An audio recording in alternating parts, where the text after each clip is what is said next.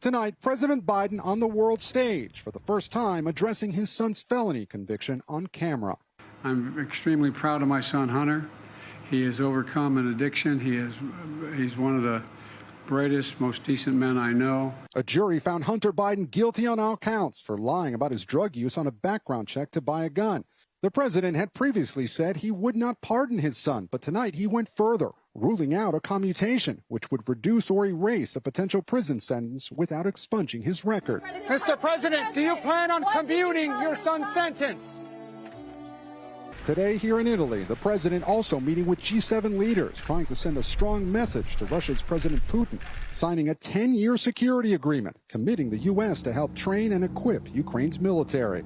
And we have signed the strongest agreement between Ukraine and the U.S.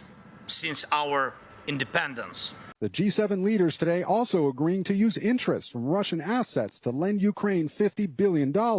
As the U.S. expands sanctions against banks in countries such as China that do business with Russia. Those sanctions have so far done little to stop Putin. You cannot divide us, and we'll be with Ukraine until they prevail in this war. President Zelenskyy says China's President Xi told him by phone that he wouldn't sell weapons to Russia, though President Biden is skeptical.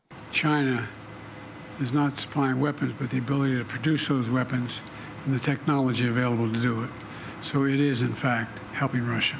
President Biden also weighing in on the war in Gaza, blaming Hamas for the failure of ceasefire talks so far, and saying he's not confident a deal will happen soon. Whether it now comes to fruition remains to be seen. We're going to continue to push. I don't have a final answer for you. And Gabe, if I can turn you back to that security agreement Presidents Biden and Zelenskyy signed, it comes with limitations. Yeah, that's right, Lester. It's not a treaty. It wasn't ratified by Congress, so it could be scrapped by any future president. Lester. Thanks for watching. Stay updated about breaking news and top stories on the NBC News app or follow us on social media.